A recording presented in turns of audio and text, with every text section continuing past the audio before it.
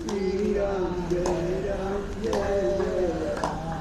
श्री राम जय राम श्री राम जय राम श्री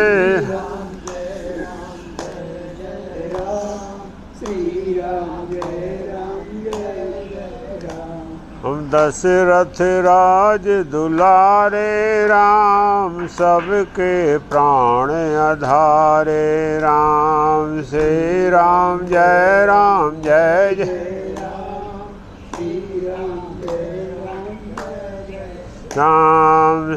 राम जय राम श्री राम जय राम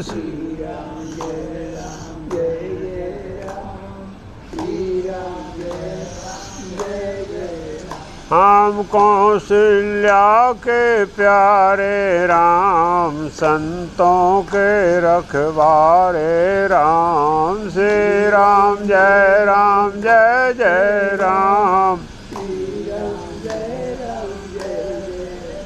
हम श्री राम जय राम श्री राम जय राम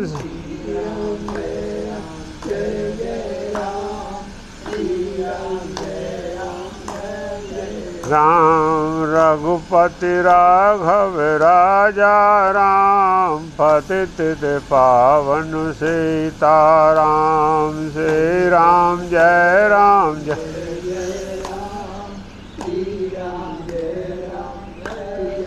राम श्री राम जय राम श्री राम जय राम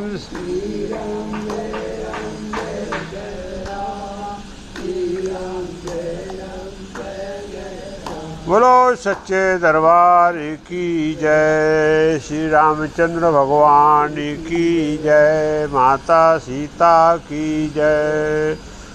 शंकर भगवान की जय। माता पार्वती की जय। गणेश भगवान की जय। पवन सुत हनुमान की जय। सियावर रामचंद्र की जय। उमापति महादेव की जय। वृंदावन कर्ण बलदाऊ जी की जय। बोलो सब संतन की जय। जय सीताराम। तो कल हम सब ने रामचरितमानस की पावन कथा में श्रवण किया था कि सचिव सुमंत भगवान श्री राम और सीता जी को लक्ष्मण जी के साथ वन में छोड़ के वापस आ रहे हैं, तो उनका अयोध्या में प्रवेश करने की जो है हिम्मत नहीं हो रही है।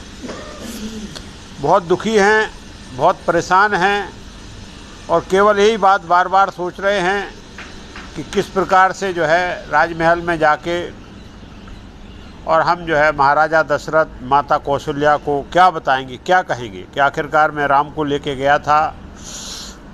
महाराजा दशरथ ने जबकि उनको बोला था कि किसी भी सूरत में आप राम को वापस लाना, वन घुमा के, यदि राम नहीं आते हैं तो कम से कम सीता जी को ज़रूर जो है आप अनुरोध विनोद करके और वापस लेके आना। लेकिन ना राम आए और ना सीता आई। तो इसी चिंता में वो जो है तमसा नदी के किनारे पहुंचते हैं। वहाँ वो जो है निषाद राज के सेवकों को वापस कर देते हैं और वहाँ से चलते हैं अयोध्या के पास में आके, और वो जो है एक झाड़ के नीचे विश्राम करने लगते हैं कि बोले दिन में मैं किसी के पास नहीं जाऊँगा और जो है किसी को अपना मुंह दिखा नहीं सकता हूँ। तो रात में हम प्रवेश करेंगे अयोध्या में और सचिव सुमंत जो है निढाल हालत में वहीं पड़ जाते हैं। जब रात्रि होती है तब जो है सुमंत रथ को लेके और सीधे राजमहल में पहुंचते हैं। इधर अयोध्या वासियों को पता लगता है तो क्या होता है, सचिव आगमन सुनत सब विकल भयो रनुवास, भवन भयंकर लागते ही प्राणहु ते प्रेत निवास। अब अयोध्या का क्या हाल हो गया है, जैसे ही लोग बागों ने को मालूम चला कि सचिव जो है वापस आ गए हैं, रथ खाली खड़ा हुआ है, और सुमंत देख रहे कि ऐसे लग रहा है कि यहाँ जो है पूरी अयोध्या में प्रेत का वास हो गया। पूरी अयोध्या में केवल जो है भयंकर और भयंकर दिखाई दे रहा है, जैसे यहाँ प्रेतों ने डेरा डाल लिया हो। इस प्रकार के जो है भगवान राम के अयोध्या छोड़ जाने के बाद इस हालत में अयोध्या हो गई है। और यहाँ से जो है सुमंत गए सीधा और महारानी कौशल्या के महल में पहुँचते हैं। और वहाँ महल में पहुँचते ही वैसे ही महाराजा दशरथ को देखते हैं कि वो ज़मीन पर पड़े हुए हैं, बाल बिखरे हुए हैं, निढाल हालत में हैं, बहुत ही बुरी दशा। ठीक उसी प्रकार से जैसे जो है किसी पक्षी के दोनों पंख काट दिए जाएं और वो आके ज़मीन पर पड़ जाए, उड़ना चाहे,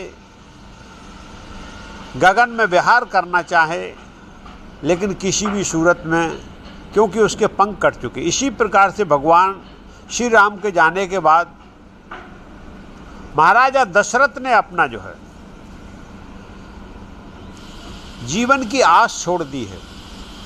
केवल वो राम राम राम राम याद कर रहे हैं और जो है वहाँ पर जो है कौशल्या माता के महल में पड़े हुए हैं। सुमित ने जब अपने महाराज की हालत देखी तो सुमंत का भी धैर्य टूटने लगा। बाद में सुमंत ने, जयजीव महाराज, सुमंत आपको प्रणाम करता है। जैसे जयजीव सुमंत ने बोला, महाराज जो है तड़फड़ा के खड़े हो गए, जैसे मृत शरीर में प्राण का संचार हो गया हो। महाराजा दशरथ एकदम खड़े हो गए और सुमंत को जो है अपने छाती से लगा लिया और बोले, हे सखा सुमंत, हमारे राम, जानकी और लखन कैसे हैं, कहाँ हैं? कुशल तो हैं? सुमंत के गले से आवाज़ नहीं निकल रही है। सुमंत का गला रुध गया है और वो एकटक शांत खड़े हुए हैं। महाराजा दशरथ बोले सखा सुमंत, यदि तुमने जल्दी उत्तर न दिया तो ये मेरे प्राण जो हैं वो शरीर से निकल जाएंगे। अब जो है ज़्यादा देर तक मेरा जीवित रहना संभव नहीं है। आप तुरंत बताओ कि राम कहाँ हैं, हमारी वैदेही कहाँ हैं और लखन कहाँ हैं? सुमंत समझ गए कि महाराज व्याकुल हैं। सुमंत जो है महाराज को सांत्वना देते हैं। बोले, महाराज आप तो धर्म धुरंधर हो, ज्ञानी हो, विज्ञानी हो, और आप राम को जितना अच्छी तरीके से जानता हो उतना संसार में कोई नहीं जान सकता। आप जानते हो कि राम जो है वचनबद्ध हैं, धर्म की जो है धुरी हैं और रघुवंश की आन और शान है। इसके लिए राम वंश में जब गए हैं तो हम यहाँ से जो है राम, सीता और लखन को आपके आदेश के अनुसार रथ में बैठाल के ले गया और तमसा नदी पर रात में विश्राम किया। विश्राम करने के बाद महाराज रात में ही जो है राम ने अयोध्या वासियों को, पूरी प्रजा को वहीं सोते हुए छोड़ दिया और मेरे को लेके गए और हम लोग जो है सिंहवेर पर पहुँचे। वहाँ पर निषाद राज ने बहुत अच्छा स्वागत सत्कार किया, बहुत अच्छी तरीके से मिला और सबका सेवा की। महाराज वहाँ जो है राम ने मेरे को वापस जाने के लिए बोला तब मैंने राम को बोला कि महाराजा का आदेश है कि आपको जो है 2-4 दिन वन का भ्रमण करा के और आपको अयोध्या वापस जाना है, यही महाराजा की इच्छा है। लेकिन प्रभु श्री राम ने बोला और मेरे को धर्म का पाठ पढ़ाया कि बोले आप मेरे पिता समान हो सुमंत, और आप धर्मात्मा हो, आप धर्म की हर विधि जानते हो। मेरा धर्म आज यही है कि मैं पिता के वचनों का आदर करूं और 14 साल वन में रहूं। और सुमंत, मेरी तरफ से हमारे पिताजी को करोड़ों करोड़ों बार मेरा प्रणाम बोलना और बोलना कि राम की चिंता ना करें। राम जो है 14 साल बाद आपसे आके जरूर मिलेगा और आपके दर्शन प्राप्त करेगा और अयोध्या में फिर से वास करेंगे। इस प्रकार से राम ने बोला। फिर मैंने सीता को प्रयास किया, सीता का भी उत्तर ये रहा कि मेरे लिए जो है मेरे राम ही अयोध्या हैं और यही मेरे राजमहल हैं, और मेरा सबसे बड़ा धर्म है कि मैं अपने स्वामी के साथ रहूं और उनकी सेवा करूं, तपस्या में भगवान का साथ दूं। महाराज सीता भी नहीं आई और मेरे सामने उन्होंने जो है सन्यासी का रूप धारण किया, जटाजूट बनाए, और मैं देखता रह गया। प्रभु श्री राम जानकी और लक्ष्मण के साथ गंगा जी से पार करके उधर चले गए। इतना बोलना हुआ है। बोलते बोलते महाराजा दशरथ के प्राण जो है हलक में आ गए, हलक में आके फंस गए। बस सुमंत, अब मेरे को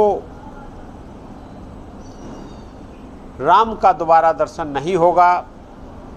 राम मेरे को छोड़ के जा चुके हैं। तो कौशल्या, महारानी कौशल्या ने देखा कि महाराज जो है हालत बहुत ही खराब है। तो महारानी कौशल्या बोली कि महाराज आप ऐसा मत करो, हम लोगों को बीच में छोड़ के मत जाओ। राम 14 साल बाद वचन के पक्के हैं, अवश्य आएंगे और वो हम सबको दर्शन देंगे। महाराज हमारी प्रार्थना है कि राम का वियोग, राम को बिछोड़ने का दुख, ये बहुत बड़ा दुख सागर है, बहुत बड़ा भवसागर है, और उसमें ये पूरा अयोध्या रूपी एक जहाज उसमें खड़ा हुआ है, और उसमें राजमहल से लेके अयोध्या की पूरी प्रजा सवार है। वो केवल महाराज आप ही उसके नाविक हैं। यदि आप ही साथ छोड़ देंगे तो ये अयोध्या रूपी पूरा जहाज उस भवसागर में डूब जाएगा। आपके छोड़ने के बाद इस अयोध्या को कोई बचाने वाला नहीं है। इसके लिए महाराज धैर्य रखो। आप तो ज्ञानी हैं, विज्ञानी हैं, आपकी 14 भवन में जो है ख्याति है।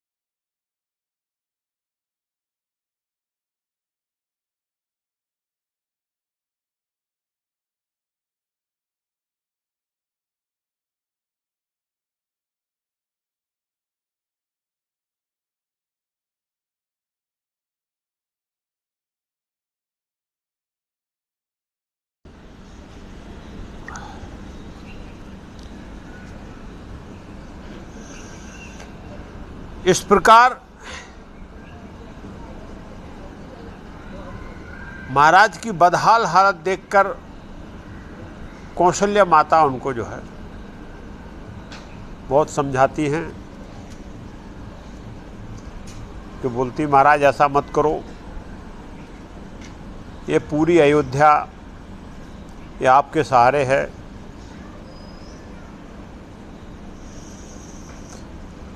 महाराज बोलते अब कुछ नहीं हो सकता है, मेरे को वो ध्यान आ रहा है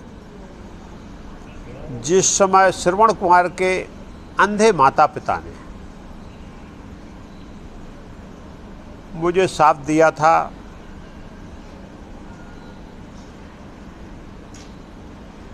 उस शाप को मैंने किसी को नहीं बताया,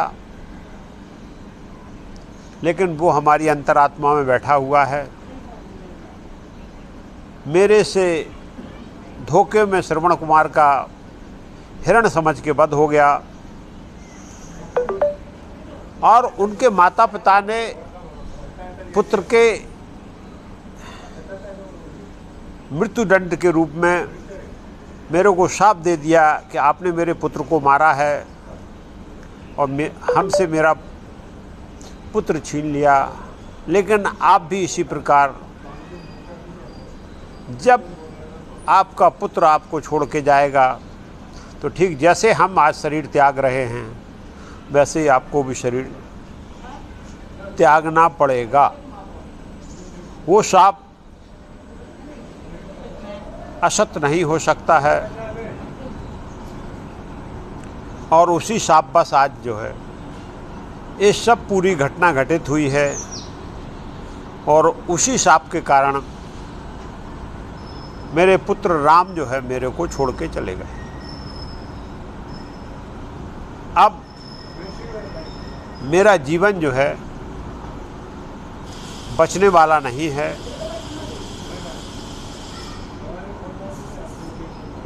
और यहाँ महाराज दशरथ जो है बोलते हैं कि हे राम, हे लक्ष्मण, हे सीता, आपके बिना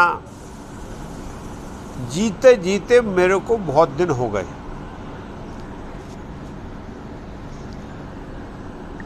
अब मेरा जीवन जो है समाप्त होने जा रहा है, क्योंकि आपके बगैर मैं जीवित नहीं रह सकता हूँ। ये मेरा दृढ़ संकल्प था कि भगवान राम को मैं जब देख लेता था तब दिनचर्या मेरी चालू होती थी। तो भगवान राम के दर्शन के बगैर मैंने जो है जीवन का जीना सोचा भी नहीं था।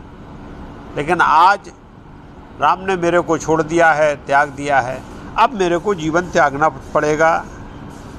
तो यहाँ जो है तुलसीदास जी ने बड़े सुंदर तरीके से लिखा है, देख सचिव जय जीव कहे की न हो दंड प्रणाम, सुनत उठे व्याकुल नृपति, कहो सुमंत कहाँ राम। जैसे ही सुमंत जो है कौशल्या माता के महल में पहुँचते हैं और महाराजा दशरथ को प्रणाम करके जयजीव बोलते हैं, वैसे ही महाराजा दशरथ तुरंत पूछते हैं कि राम कहाँ है। सुमंत बताओ, मेरे प्राणों से प्यारे राम कहाँ हैं।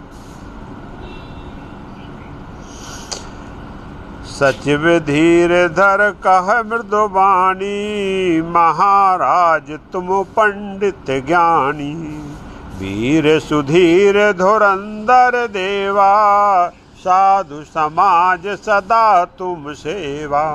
अब यहाँ बोल रहे हैं, सचिव बोल रहे हैं कि महाराज आप जो है धुरंधर हो, ज्ञानी हो और ऋषि महात्माओं की सेवा करने वाले हो। आपके समान में कोई वीर नहीं है, आपके समान कोई धनुर्धर नहीं है, और आप जो है इस प्रकार से व्याकुल क्यों हो रहे हो। ये जो है अधीर होने की अवस्था नहीं है। जन्म मरण सब दुख सुख भोगा, हानि लाभ प्रिय मिलन बयोगा, काल करम बस हो है गुसाई, बर बस रात दिवस की नाई। अब यहाँ जो है सुमंत जी ने बहुत ही सुंदर सूत्र दिया है कि जन्म और मरण ये सब जो है दुख और सुख, और दुख सुख का जो भोग है, जन्म मृत्यु का जो है घटित होती है, वो दुख सुख जो हम भोगते हैं, हानि लाभ, ये सब जो है मिलना और बिछोड़ना, ये काल चक्र है, काल का कर्म है। जिस प्रकार से दिन रात आते जाते हैं, कभी दिन होता है उसके बाद रात होती है, फिर रात होता है तो दिन होता है, इसी प्रकार से ये सब जो है घटित होते रहते हैं। इनमें जो है कोई भी परिवर्तन नहीं है। अब है क्या है? सुख हर सह जड़ दुख बिल खाई, दो सम धीर धरह मन माही। और इसमें बोले महाराज, जड़ बुद्धि लोग क्या करते हैं, समझाने की कोशिश कर रहे हैं कि सुख में जड़ बुद्धि लोग बहुत प्रसन्न हो जाते हैं। थोड़ी भी कोई उपलब्धि, कोई प्राप्ति हो जाए तो वो आनंद में डूब जाते हैं और नाचने लगते हैं, और थोड़ा सा ही दुख हो जाए तो बिलख बिलख कर रोने लगते हैं। ये बोले कौन लोग हैं? ये जड़ बुद्धि हैं, ये मूर्ख हैं। जबकि जो समझदार है, जो ज्ञानी है, विज्ञानी है, दो सम धीर धरे मन माही, और जो धीरवान धैर्यवान जो लोग हैं, दोनों को समान समझते हैं कि भाई दुख आया तो वो भगवान के उससे आ गया, और सुख आया तो भगवान का वरदान है। तो इसके लिए अपन को परेशान होने की ज़रूरत नहीं है। ये सब जो है सृष्टि का नियम है, उसी में सब बंधे हुए हैं। तो इसलिए महाराज ये दुख सुख करने की ज़रूरत नहीं है। अब आनंद के साथ जो है भगवान राम ने बोला है कि 14 वर्ष के बाद मैं आऊँगा, तो वो पक्का आएंगे, और आप धीरज धर के जीवन को जियो। धीरज धरो विवेक विचारी, छाणो सोच सकल हितकारी। यहाँ बोल रहे हैं कि महाराज धीरज धरो, विवेक का इस्तेमाल करो। कभी भी जीवन में आपत्ति विपत्ति आ जाती है तो हमें अपने विवेक को इस्तेमाल करना चाहिए, बुद्धि का इस्तेमाल करना चाहिए, उसमें डूब नहीं जाना चाहिए, उसमें रोते नहीं रहना चाहिए, पश्चाताप करते नहीं रहना चाहिए। हमें विवेक और बुद्धि लगा के और उससे बाहर निकलने की कोशिश करना चाहिए। ये जो है हमारे गोस्वामी तुलसीदास जी कहते हैं। और सभी ये जो सोच है ये सब आप छोड़ दो, क्योंकि ये जो है सबके हित का होगा। परमार्थ में आपको जीवन जीना है। ये अयोध्या पूरी आपके जो है अधीन है, आपके जो है शरणागति है, और दूसरे का हित देखते हुए आपको जो है हाँ जी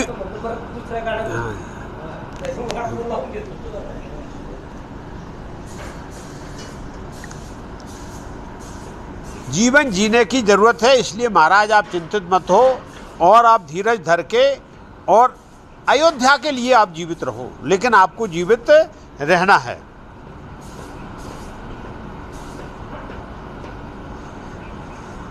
प्रिय बचन मृदु सुनत नृप, चितय आँख उघार, तलफत मीन मलिन जन सींचत शीतल वार।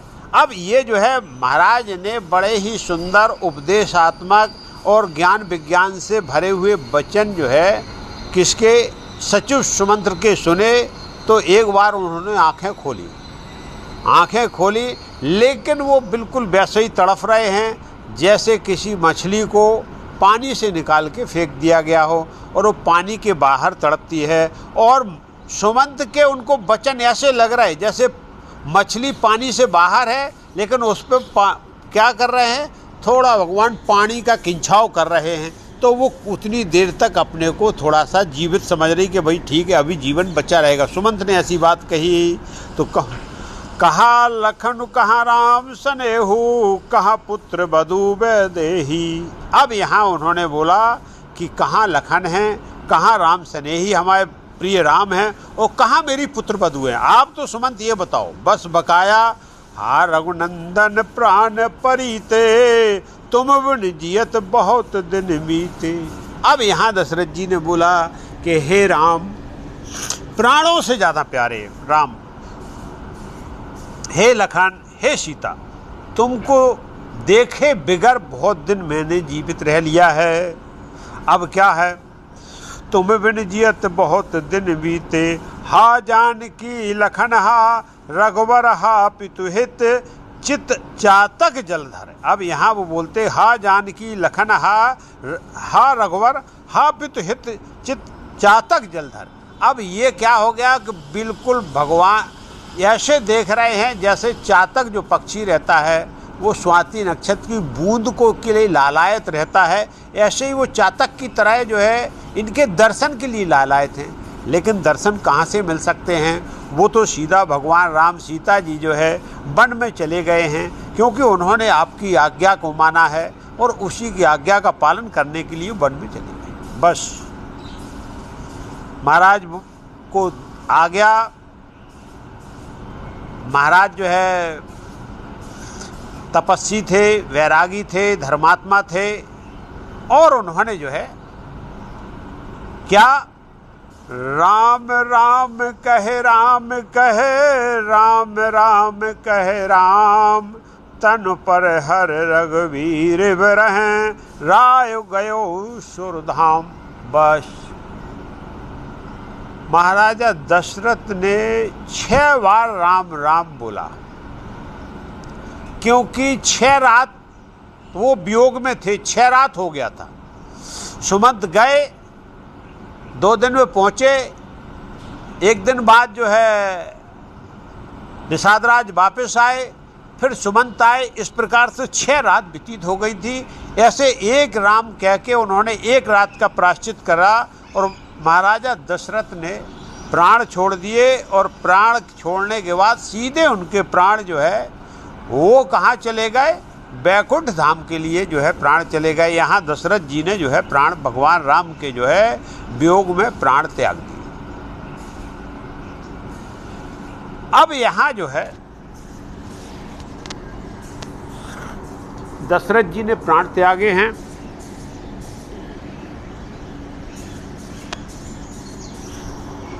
यहाँ तुलसीदास जी लिखते हैं कि दशरथ जी जैसा जो है भाग्यशाली कोई महाराज नहीं हुआ है। क्यों भाग्यशाली थे? जियत मरण फल दशरथ पावा, अंड अनेक अमल जस छावा। पूरे उनका जो है ब्रह्मांड में उनका जस छा गया, क्योंकि महाराजा दशरथ ने जिए और मरने दोनों के समय भी उनको जो है जो प्रताप मिला है वो किसी दूसरे को नहीं मिलता है। कैसे? जिस समय वो जिंदा थे उस समय साक्षात जो है परमपिता परमेश्वर प्रभु श्री राम उनके सामने रहते थे। जीवन का यही फल है। और मरते समय जब वो मरे तब भी उन्होंने जो है राम को पुकारते पुकारते जो है अपनी अंतरात्मा से प्राण को छोड़ दिया। 2 ही हैं, हम जीवन जिए तो प्रभुमय जिए, राममय जिए, रात दिन अपना कर्म करते हुए, लेकिन सदा जो है हमें राममय रहना है, भगवानमय रहना है। और भगवान से प्रार्थना करना है कि जब मेरे प्राण इस शरीर से दूर हों तो प्रभु मेरी जिह्वा पे केवल आपका ही नाम हो। और महाराजा दशरथ को दोनों चीज़ें प्राप्त हुई। जीवन में वो जो है उनके सामने थे, राम के डेली दर्शन करते थे, और मरते समय भी उनके मुंह से राम राम राम निकला। तो जीवन में हमें भी प्रभु की तपस्या, प्रभु की आराधना, प्रभु का जप और तप, दर्शन, भजन, कीर्तन करते हुए केवल एक ही मांगना है कि प्रभु जब मेरे इस भूधरा से प्राण पखेरु रहे तो कुछ नहीं, बस केवल मेरे को एक ही प्रदान करना कि आपका नाम मेरी जिह्वा पर हो और हम आपका नाम लेते लेते इस भूधरा को छोड़ दें। बस जीवन का यही सबसे बड़ा धन्य है। तो इसीलिए हमारे गोस्वामी तुलसीदास जी कहते हैं कि महाराजा दशरथ से बड़ा कोई भाग्यशाली इस जो है भूमंडल में नहीं हुआ है कि जिंदा में भी राम उनके साथ थे और मरते समय भी राम उनके साथ हैं। अब क्या हो जाता है,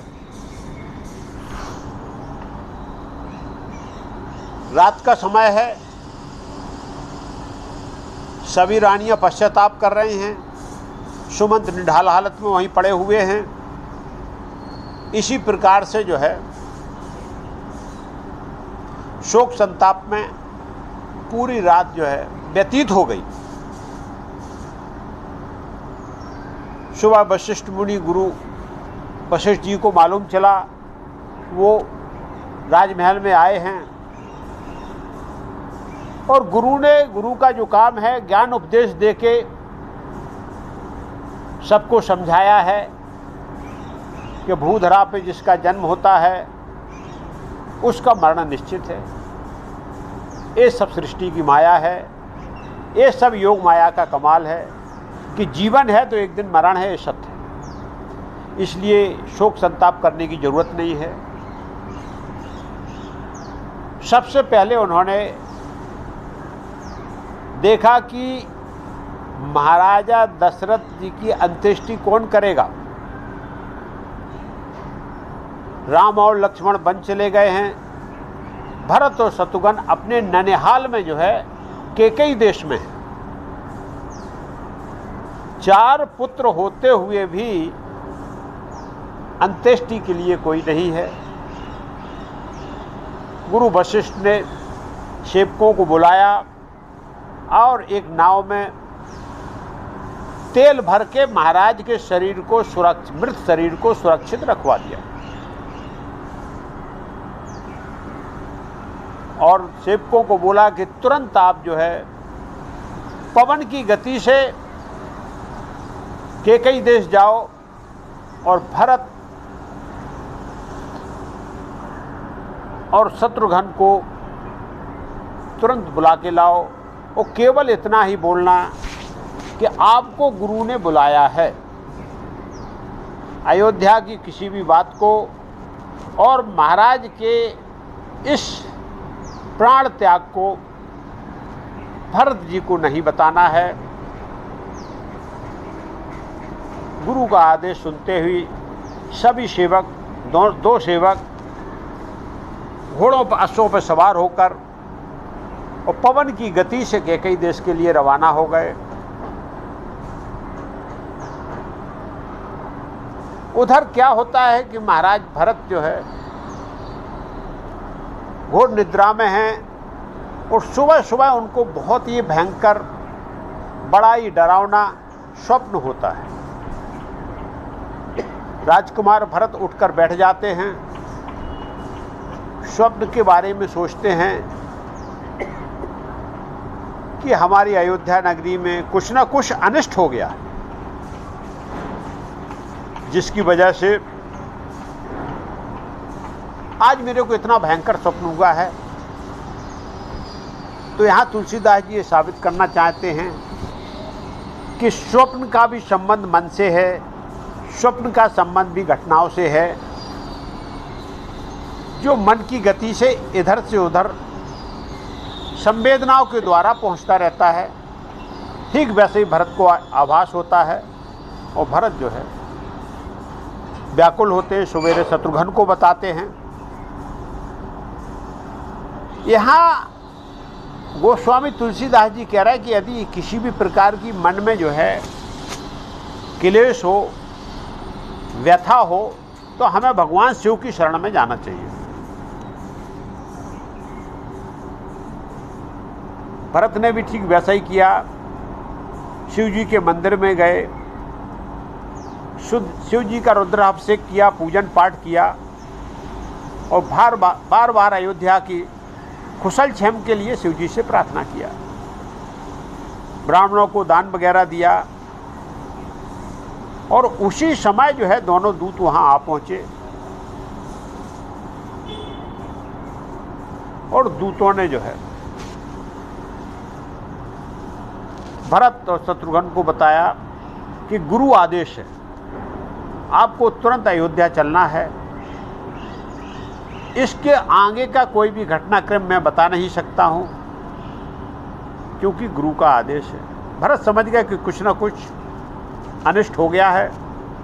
तुरंत भरत ने जो है जिस हालत में भरत और शत्रुघ्न थे उसी हालत में घोड़ों पर सवार हुए और वहां से जो है कैकेयी देश से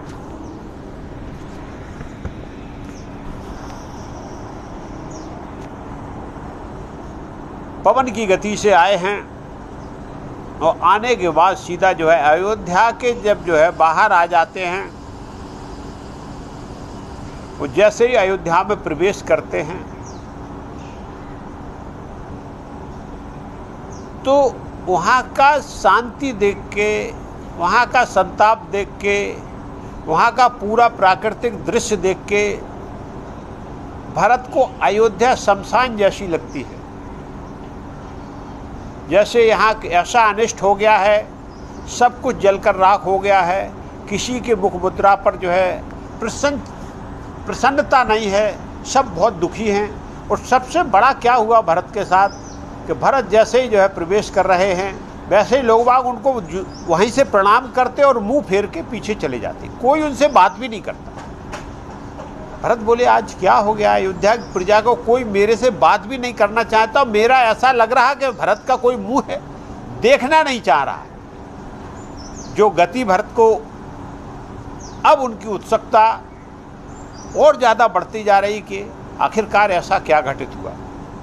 राजकुमार चक्रवर्ती सम्राट है, कोई सामान्य व्यक्ति तो उनसे बात कर भी नहीं सकता, कुछ बता भी नहीं सकता, लेकिन घटनाएं वो देख रहे कि बड़ा जो है विचित्र स्थिति चल रही, ना कहीं किसी प्रकार का जो है ना गायन हो रहा, ना वादन हो रहा, ना भजन हो रहा, ना कीर्तन हो रहा, सब जगह सुनसान खिंचा हुआ है यहाँ से लेके वहाँ तक। और इधर क्या होता है, कैकेयी माता बहुत कुटिल हो जाती हैं, बहुत कठोर हो जाती है,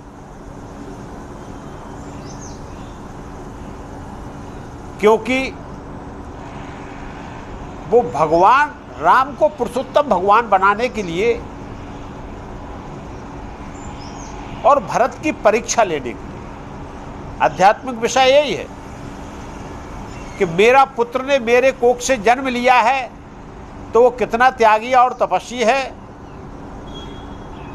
और राम के वचन को पूरा करने में मैं संपूर्ण रूप से खत्म हो जाए तो भी चले गया, लेकिन राम को जो है पुरुषोत्तम श्री भगवान बनाना है।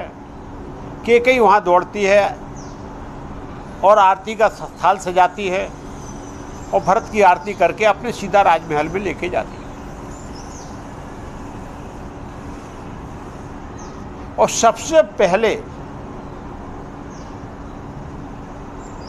वो जो है भरत से पूछती कि हमारे माता पिता के यहाँ सब कुछ ठीक है क्या, ये वास्तविक चरित्र है। जिस प्रकार से कैकेयी माता जो चरित्र का अभिनय कर रही, जो उनको काम दिया गया वो वास्तविक है, वो सत्य है। और इतनी स्त्री इस प्रकार से इतनी निठुर हो सकती है, स्वार्थ में इतना डूब सकती है, बिल्कुल स्वार्थ की परम जो है सीमा को लांघते हुए। ये कैसे संभव है कि एक स्त्री का पति जो है मृत अवस्था में शव रखा हो और वो पुत्र की आरती करे, और अभी भी उसको केवल एक लालच है कि मेरा पुत्र राजा बनेगा, इसलिए वो आनंद में है, मंगल में है।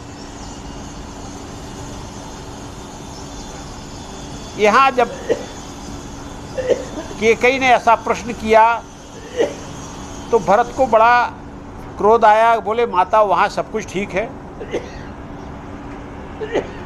लेकिन आप एक बात बताओ कि यहाँ मेरे घर पे क्या सब कुछ ठीक है क्या, यहाँ क्या घटित हुआ है, आप तुरंत बताओ। किसी भी बात को कहने के लिए बहुत ही तरीके से, चतुर और चालाकी से कैकेयी बोली कि मैंने बहुत ही सुंदर तरीके से सभी बात को बना लिया था, पूरा आनंद का विषय था बेटा, सब बात बन गई थी, और इसमें तुम्हारी जो है मंथरा ने भी बहुत मदद किया, लेकिन मेरी खुशी ब्रह्मा जी को नहीं देखी गई, ब्रह्मा जी को अच्छी नहीं लगी, और उन्होंने बीच में ही जो है आपके पिता के प्राणों का हरण कर लिया। जहां राजकुमार भरत ने और शत्रुघ्न ने ये बात को सुना कि पिता मर गए, वो मेरे को पता भी नहीं है,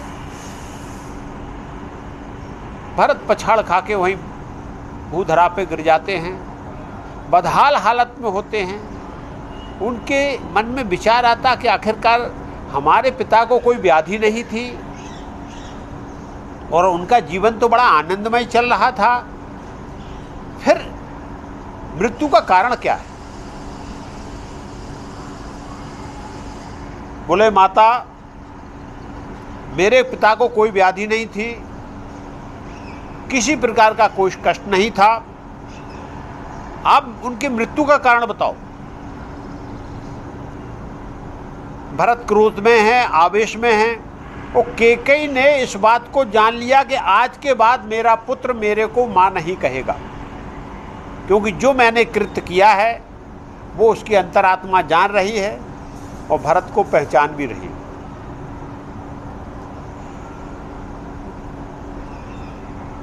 कैकेयी ने भरत के व्यवहार को देखते हुए बोले, बेटा,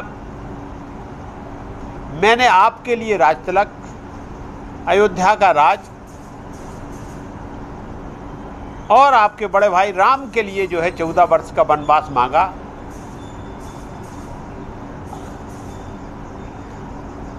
राम ने जो है वचन को निभाते हुए सीता और लक्ष्मण उनके साथ उनके प्रेम में वन को गमन किए और आपके महाराजा, आपके पिता राम से अत्यधिक मोह करते थे और उन्होंने उनके वियोग में प्राण त्याग दिए।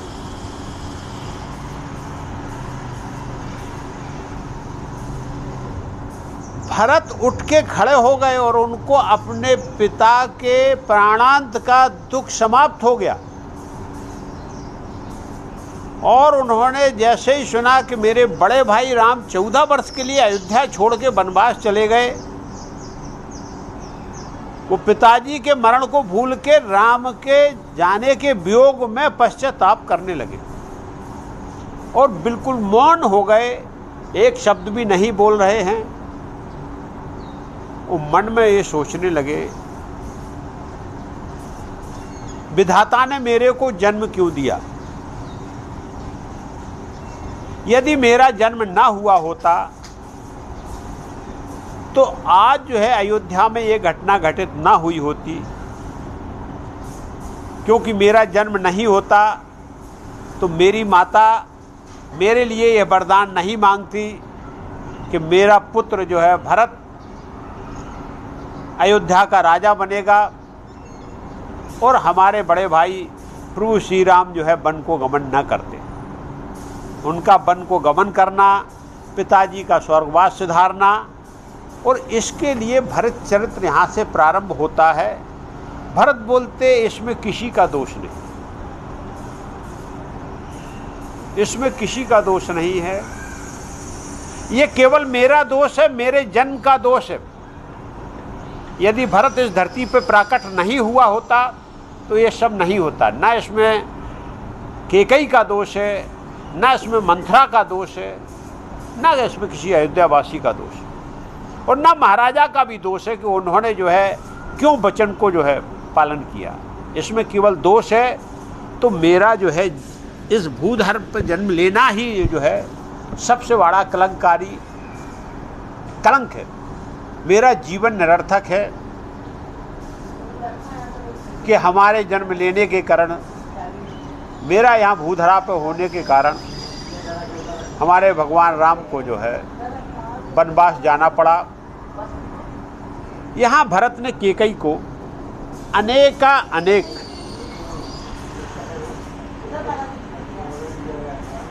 शब्द बोला है और माता और जो है पुत्र का संबंध विच्छेद हो जाता है। कैकेयी पश्चाताप करती है। किसी भी नारी के लिए सबसे बड़ा दुख है यदि उसके द्वारा जन्म दी हुई संतान ही उसको जो है माता बोलना छोड़ दे, तो इससे बड़ा दुख कुछ नहीं हो सकता। कैकेयी भी पश्चाताप करती है कि भगवान क्या घटना घटित हो गई। और भरत ने बोला, माता, यदि आप जन्म लेते समय मेरे को यदि खत्म कर देती तो कोई बात नहीं थी, ये इस प्रकार का जो है घटना घटित ना होती। हम अपने ही घर में अपने ही हाथ से ये जो है अयोध्या को नहीं जलाते।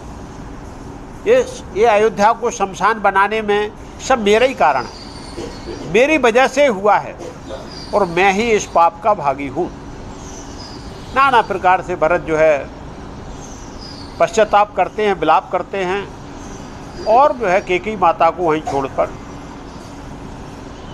और कौशल्या माता के जो है विराजमहल में आ जाते हैं। जय श्री कौशल्या माता का दर्शन देखिए कि वो भी विलाप कर रही हैं, उनके आँखों से लगातार आंसू झरझर बह रहे हैं। वो तब तक क्या वो देखती हैं कि भरत दौड़ते हुए उनकी तरफ आ रहे हैं। भरत और प्रभु श्री राम शकल सूरत रंग और बनावट में एक जैसे थे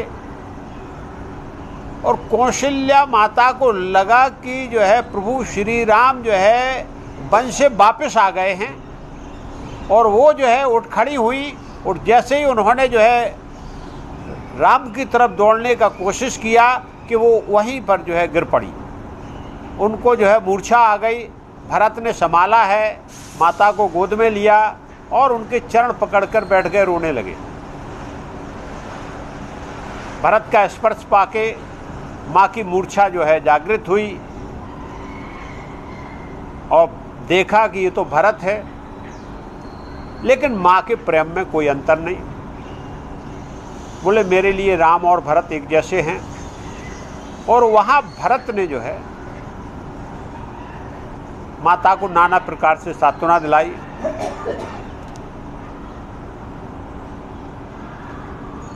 और बोले माता ये अयोध्या पे बहुत बड़ा संकट, ये अनहोनी घटित हो गई, लेकिन इन सब का कारण केवल मैं हूँ, बकाया कोई नहीं है। और अब मैं माता आपसे बोलता हूँ। और भरत ने यहाँ 28 प्रकार के पाप गिनवाए। 28 प्रकार के जो जीवन में पाप घटित होते हैं उस प्रकार के पाप गिनवाए और बोले माता प्रभु श्री राम को वनगमन भेजने में लेश मात्र भी मेरा यदि हाथ हो तो मेरे को गुरु हत्या का पाप लग जाए, मुझे माता पिता के वध का पाप लग जाए, मुझे शिशु हत्या का पाप लग जाए, मुझे ब्राह्मण की हत्या का पाप लग जाए। इस प्रकार से 28 प्रकार के पाप गिनाते गिनाते कौशल्या माता का धैर्य खत्म हो गया और बोली भरत आपको कुछ बोलने की जरूरत नहीं है, मैं जितना राम को जानती हूँ उतना अपने भरत को जानती हूँ। और यहाँ बहुत सुंदर कौशल्या माँ ने बहुत सुंदर जो है सूत्र दिया। बोले सुनो भरत, ये संभव है कि सूर्य को अंधकार निगल जाए, ये घटना हो सकती है कि सूर्य को अंधकार निगल जाए।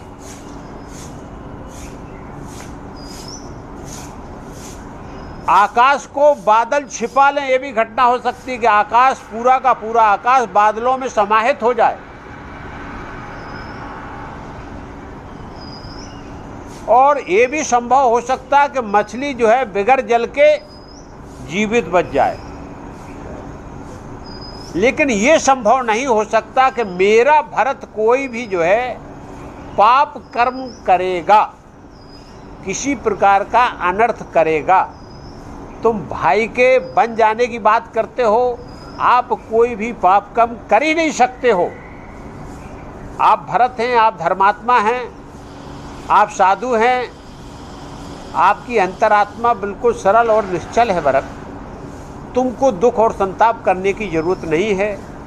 ये सब होनी का खेल है, ये सब माया का खेल है और उसी के कारण घटित हुआ है।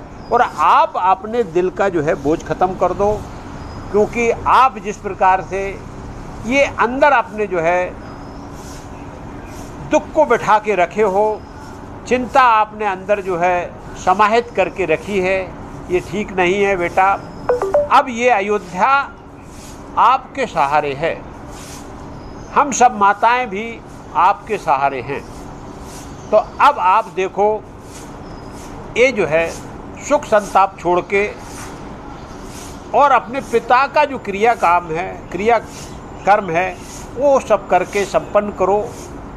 इस प्रकार से भरत को समझाया और ये जो है सब चलता रहा और पूरी रात जो है भरत को जो कौशल्या माता के ही महल में गुजर गई। सुबह हुआ, सुबह होने के बाद गुरुजी आए। गुरुजी ने भरत को जो है सांत्वना दी और समझाया कि ये सब भरत काल की गति है, जो निश्चित है, जो घटित होना है वो होके रहेगा। और आपके पिताजी भी ये उसी काल के जो है गर्त में समा गए हैं। लेकिन हमको सबको शोक संताप होने की ज़रूरत नहीं है, क्योंकि आपके पिता धर्मात्मा थे और जो है साधु सन्यासियों को प्रेम करने वाले थे, भगवान के भक्त थे। इसके लिए आप उनका आनंद के साथ जो है क्रियाकर्म किया जाए। और सरजू नदी पर चंदन की चिता बनाकर बड़े ही जो है भव्य तरीके से महाराजा दशरथ का अंतिम संस्कार किया गया। जो भी विधि, जो भी संस्कार है, विधि पूर्वक भरत ने पूरे संस्कारों को पूरा किया। और त्रयोदशी तक जिन जिन नियमों को पालन करना चाहिए, जिस जिस विधि के अनुसार जो है कर्मकांड करना चाहिए, भरत ने संपूर्ण कर महाराजा दशरथ को भूधरा से विदा किया। इसके साथ ही आज अपन इस कथा को यहीं विराम करते हैं। कल जो है कथा में जो है भरत और प्रभु श्री राम का मिलाप का वर्णन होगा। आनंद के साथ जो है भगवान की ये माया है और उसी के माया के वशीभूत होकर हम सब लोग नाच रहे हैं। बस भगवान की कृपा दृष्टि बनी रहे, इसी प्रार्थना के साथ बोलो श्री रामचंद्र भगवान की जय, सीता मैया की जय, पार्वती मैया की जय, शंकर भगवान की जय। बोलो सब संतन की जय जय सीताराम।